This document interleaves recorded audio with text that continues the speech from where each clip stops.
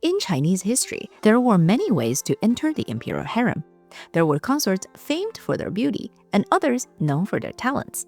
But in the Qing dynasty, the path to join the imperial harem was based mainly on bloodline, politics, and your banner. Wait, what banner? Let me explain. The Qing dynasty was the last imperial dynasty of China and was ruled by the Manchu. The Manchus were a Tungusic people from Northeast Asia. They were direct descendants of the Jurchens, who established the Qing dynasty in northern China during the Song dynasty. With the decline of the Ming dynasty, the Manchu leader Nu'er Hachi and his son Huang Taiji led the Manchu armies to claim China and established their own imperial rule, eventually forming the Qing dynasty in 1636. With this new dynasty came a new imperial family and a new way of structuring the powerful imperial harem. Almost everything about Manchu rule revolved around the 8-banner system. These 8 banners were not 8 families, but 8 distinct banner groups, identified by a unique name and colored banner.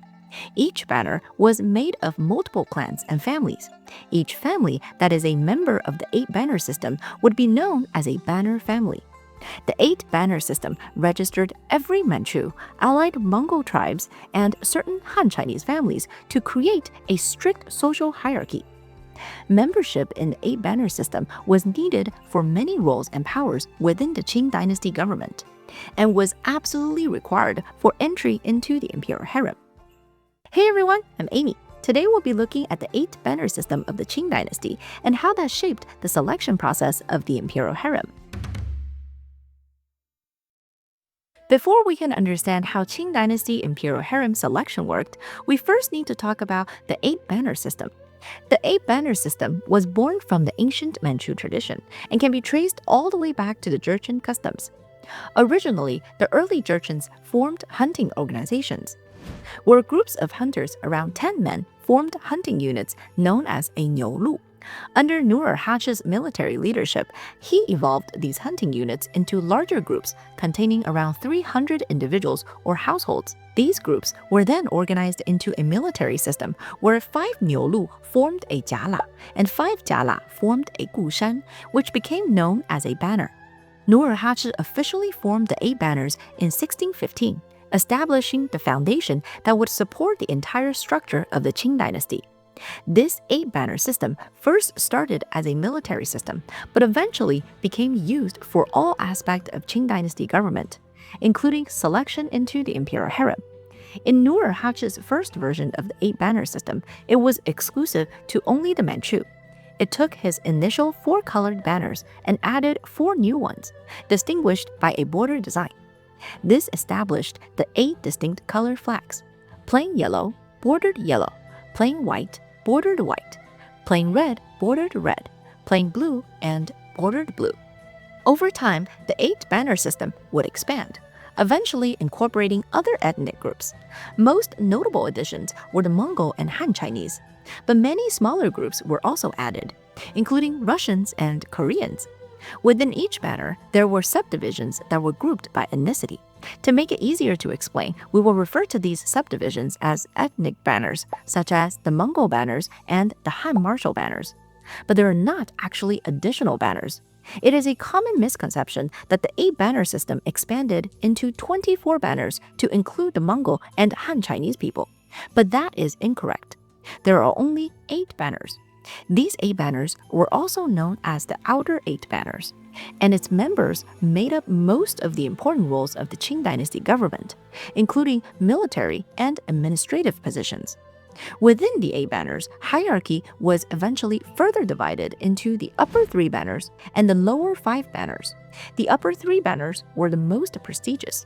These banners were directly commanded by the emperor and held the highest social standing within the Qing dynasty. The upper 3 banners filled the highest-ranking official positions, and women from these banners were the most eligible for selection into the imperial harem. This means that most empresses and higher-ranked consorts came from these banners. For example, 2 famous Manchu families that produced many empresses were the Fucha and Niuhulu clans, both from the bordered yellow banner. The lower 5 banners were commanded by the 5 most powerful princes, only slightly lower in standing than the upper three banners. They still filled many important roles across the Qing dynasty government and were some of the most powerful and influential members of the Qing dynasty society. In a supporting role to the outer 8 banners was the inner 8 banners. The inner 8 banners were made up of bond servants, baoyi, that served the imperial family and princely households. It was divided into 3 banners belonging to the imperial household department and 5 banners belonging to the various princely households. The inner 8 banners was not a separate set of 8 banners, but were instead affiliated with the existing 8 Manchu banner colors, depending on who their masters were. For example, a bondservant serving the emperor would belong to a plain yellow banner bondservant company. The concept of bondservants came from the early Manchu traditions, and the Qing dynasty formalized this concept in the form of the inner 8 banners to organize and manage the complicated households of the emperor and the imperial family. They primarily managed the imperial estates, served as personal attendants, and oversaw administrative tasks.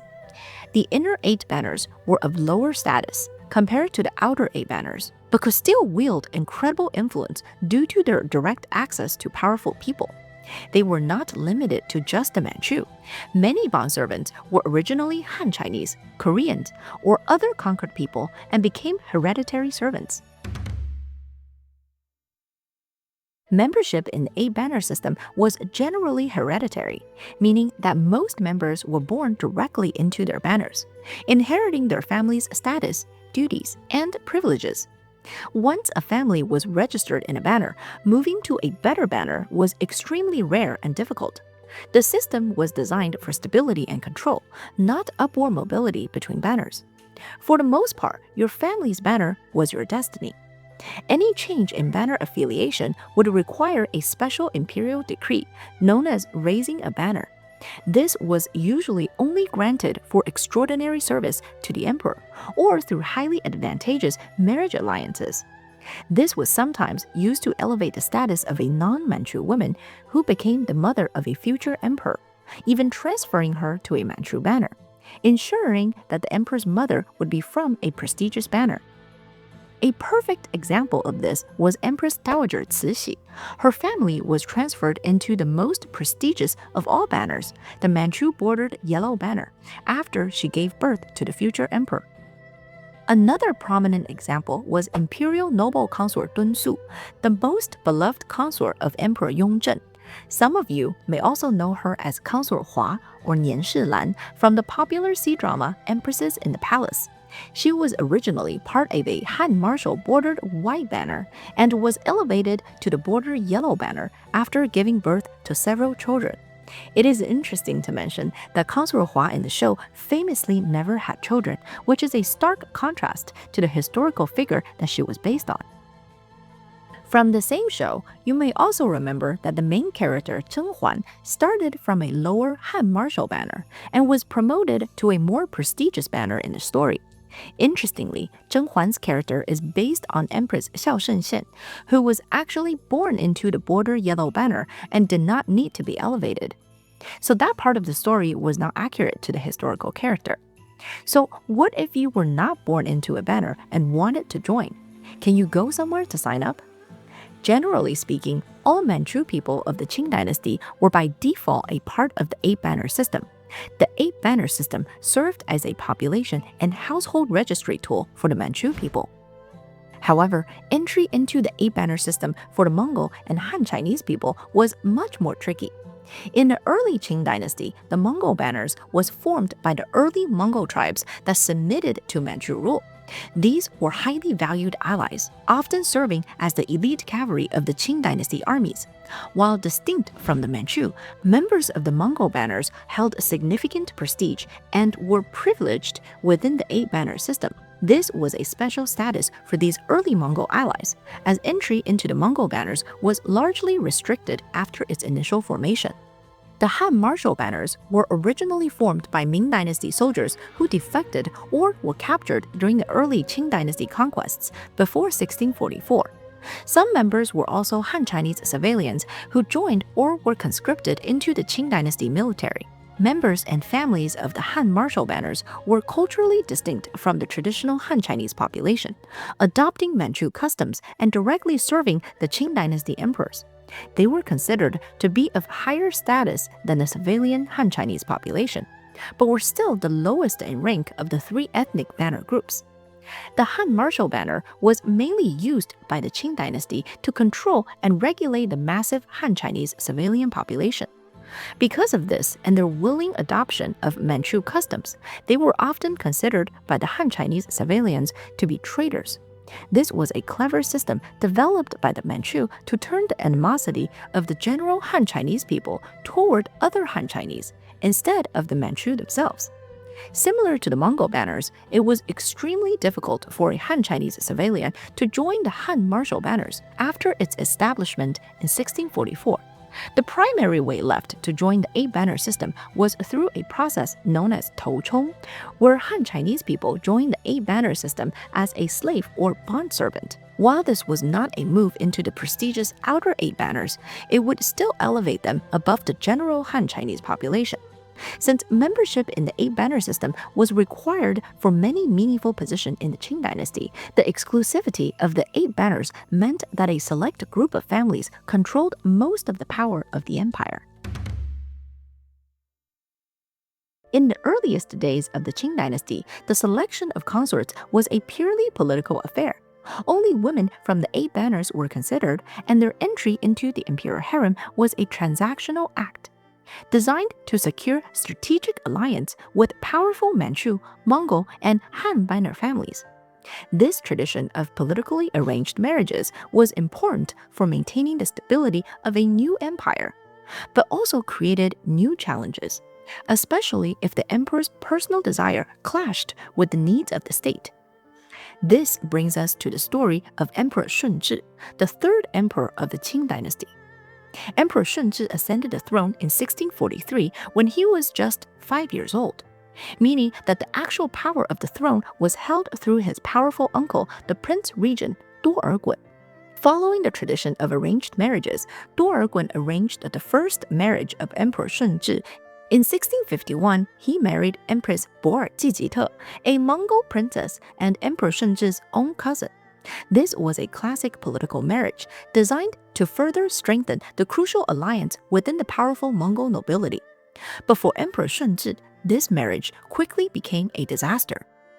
Historical records state that Empress Bo-er Jijite was extravagant and wasteful. She demanded gold utensils and attire adorned with jewels, was difficult to attend to, and constantly displeased. The account of the life of Empress Xiaoxian, a text from Emperor Shunzhi himself, also described Empress Bo-er Jijite as extremely jealous and violent, stating that whenever she saw a woman who was even slightly beautiful, she would grow to hate her and wish to have her killed.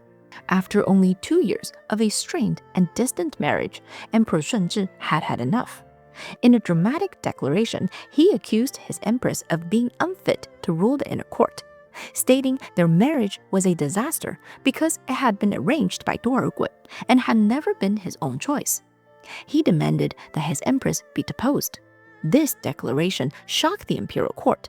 The deposition of an empress was a very big deal and typically only justified in response to a great crime.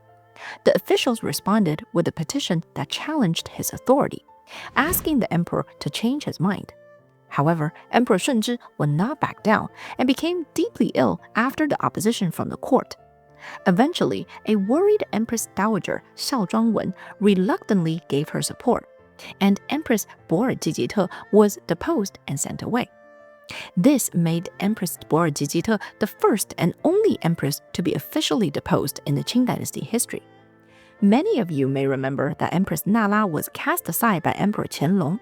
However, according to official records, Empress Nala was not technically deposed, even though her treatment got worse and she was not granted a proper empress's funeral.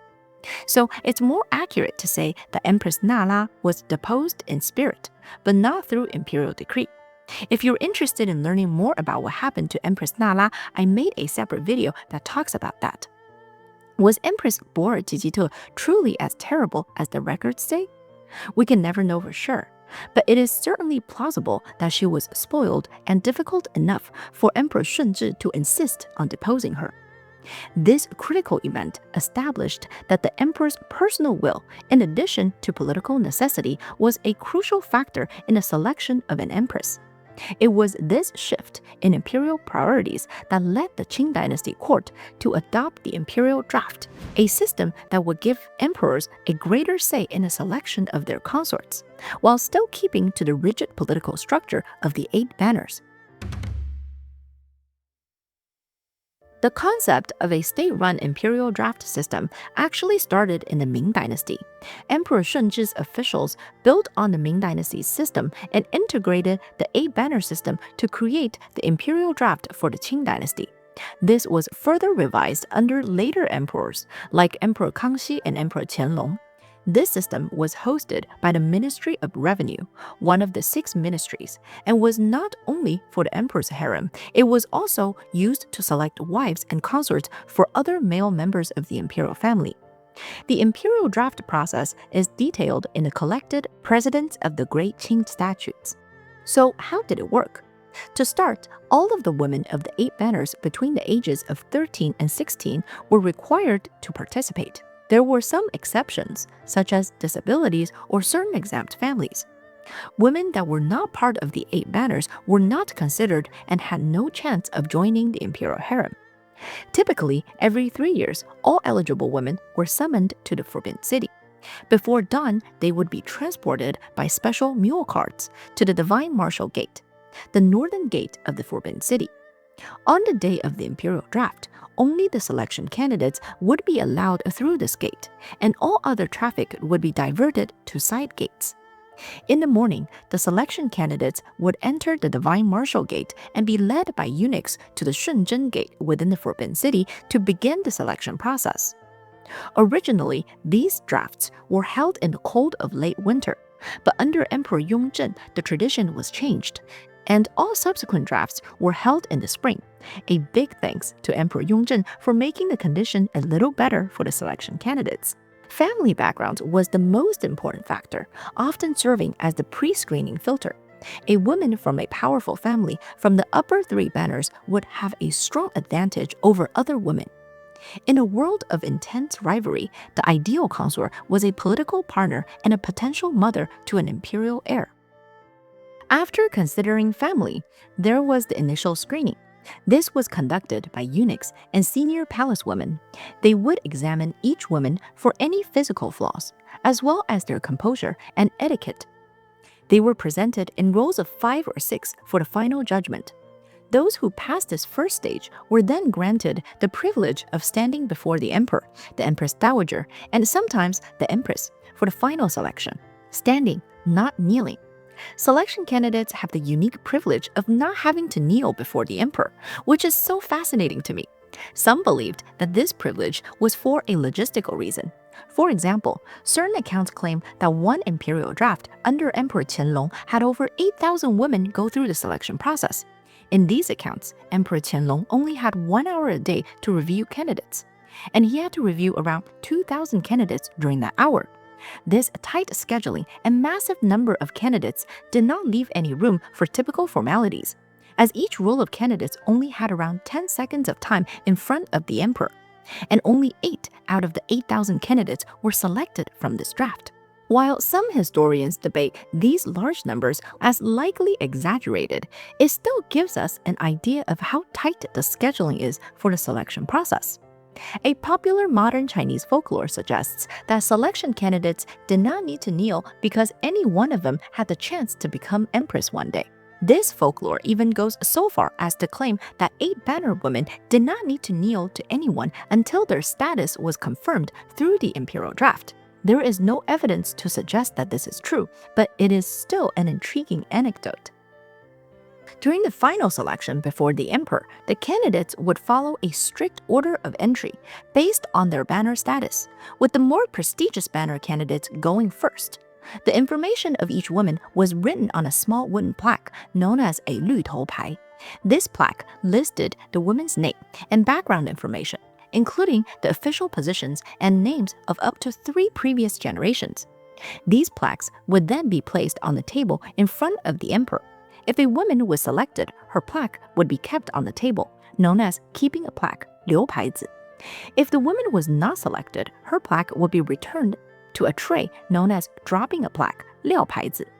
After considering the relevant information, the final choice was made by the emperor himself. While still political in nature, this added an element of personal attraction to the selection criteria. And that was exactly what Emperor Shunzhi wanted after deposing Empress Bo-er-Jiji-te. A famous story describes Emperor Shunzhi as becoming immediately attracted to consort Dong-e through the imperial draft. She was selected and quickly promoted, becoming imperial noble consort within a single year. It was recorded that Emperor Shunzhi declared a general amnesty to celebrate this promotion. This was the only time in the Qing dynasty that a general amnesty was declared for the promotion of an imperial noble consort. Sadly, she passed away at 21 due to illness and was promoted to empress after her death as Empress Xiaoxian Duanjing. It was recorded in the veritable records of Emperor Shunzhi that he was so devastated from her passing that he tried to abdicate and become a monk. Legends claim he died of grief just a few months later, but some records say that he died of smallpox. Maybe overwhelming grief weakened his body and made it vulnerable to the disease. In either case, this story became a legend of love in the Forbidden City, and maybe there was love at first sight in the imperial palace after all. Even though the 8-banner system contained many ethnic groups, remember that the Manchu always held the highest status and were more likely to be selected. This can be seen through the demographics of the Qing Dynasty imperial harem. Of the 187 recorded Qing Dynasty consorts, 148 were Manchu and only 9 of them were Han Chinese. While this was the general process of the Qing Dynasty imperial draft, there were certain periods where the process slightly changed. For example, in the late Qing Dynasty, there were too many Manchu women to manage through this imperial draft system, so restrictions were tightened to further restrict who was eligible for the draft. Upon selection, these young women would enter the imperial harem at a low rank, typically as an attendant or constant attendant. Women from more powerful families may enter the harem at a higher rank, such as noble lady or consort. A consort at the lowest ranks would need to repeatedly gain the emperor's attention to gain favor or bear a child to be able to be promoted. However, promotion was never guaranteed. Certain Qing Dynasty emperors even had periods of time where not a single attendant or constant attendant was promoted. On the other hand, it was even possible for a consort to be promoted to the rank of empress. However, opportunities for this were extremely rare. Parallel to the imperial draft was the Baoyi Shunshou for daughters of bondservant households. This selection process was primarily for the selection of palace maids, but also included the selection of female servants known as 官女子. Palace maids had no formal path of promotion and generally remained palace maids for the duration of their service within the palace, with very rare exceptions. I made a separate video about Qing Dynasty palace maids if you're interested in learning more about them. 官女子, on the other hand, served as personal attendants to the empress or higher-ranking consorts, which gave them a slightly higher status.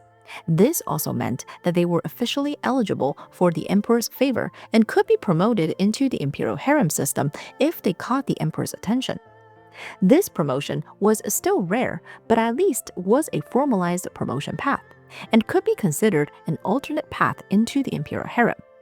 The famous consort Ling of Emperor Qianlong's harem was believed by some to have started in the imperial palace as a 官女子, gaining massive favor and eventually even being elevated to the rank of empress after her death. An interesting point about the imperial draft is that the emperor gradually lost control of the selection process in the final decades of the Qing dynasty. This was largely due to the regency of Empress Dowager Cixi starting in 1861. Empress Dowager Cixi went back to the more traditional customs of arranging imperial marriages purely for political control. And the emperors during this time were no longer allowed to directly select their own consorts or empress. Modern Chinese pop culture jokingly suggests that this is why consorts of the late Qing dynasty were purposely chosen to be not attractive. This is especially ironic given that the imperial draft was originally implemented under Emperor Shun Zhi's rule because he wanted control over selecting his consorts and empress. The Qing dynasty imperial harem and imperial draft were built off of systems developed from previous dynasties, but integrated unique Manchu ideals through the eight-banner system. The Qing dynasty was a dynasty that prioritized rules and bloodline, creating many unique customs that continue to fascinate us today. What do you think was the most surprising part of the Qing dynasty imperial draft? What else would you like to learn about the Qing dynasty or the eight-banner system? Let me know in the comments, and if you enjoyed today's topic, don't forget to like and subscribe, and if you want to support this channel and help me uncover more fascinating stories from Chinese history, please check out my membership and become a Noble Baoban. Thanks again for watching, and I'll see you in the next one. Stay curious, stay magical.